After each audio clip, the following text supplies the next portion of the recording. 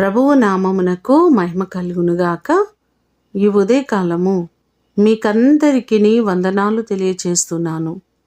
ఈ దినము మిమ్ములను బలపరచు దేవుని మాట. మనుషులను నమ్ముకొనుట కంటే యెహోవాను ఆశ్రయించుట మేలు. కీర్తనలు 118వ కీర్తన 8వ చరణం. మనము ఎవరిని నమ్ముకుంటున్నాం? ఎవరిపైన ఆధారపడుతున్నాం? ఎవరిని ఆధారముగా చేసుకుంటున్నాం? ఒకసారి ఆలోచిద్దామా? కష్టములో, అవసరతలో ఈ వ్యక్తి నాకు సహాయము చేస్తాడనే ఆలోచన కలిగి ఆ వ్యక్తి వద్దకు వెళ్ళినప్పుడు, నేను నీకే సహాయము చేయలేనని అతడు మాట్లాడినప్పుడు ఎవరి సహాయము కొరకు ఎదురు చూడగలం?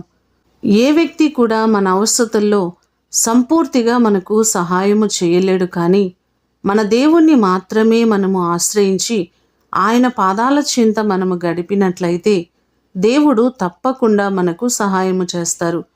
మనుషులు నమ్మదగిన వారు కాదు, కానీ మన దేవుడు నమ్ముకొనదగిన సహాయకుడు. మనము దేవుని ఆశ్రయించి ఆయన వైపు చూచినట్లయితే దేవుడు తప్పకుండా మనకు సహాయము చేస్తారు. ఈ మాటలు వింటున్న మీకందరికీ దేవుడు అన్ని విధాలుగా సహాయము చేసి ఆయన మిమ్మును ఆశీర్వదించునుగాక. ప్రార్థన చేసుకుందాం.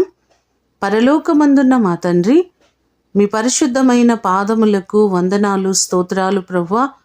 నీ కృప చేత నమ్మదగిన దేవుడవు నీవే. ఈ లోకములో మేమెవరిని నమ్ముకోలేము, ఎవరి వైపు మేము చూడలేం, కానీ ప్రతి వారికి సహాయము చేసే మీ వైపు మేము చూస్తున్నాం ప్రభువా. మా ప్రియులెల్లరినీ జ్ఞాపకం చేసుకొని ప్రతి వారికి మీరు మేలు చేయండి.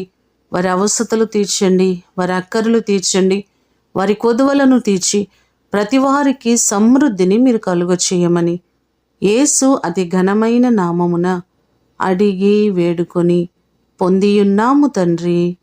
ఆమేన్. దేవుడు మిమ్ములను దీవించునుగాక.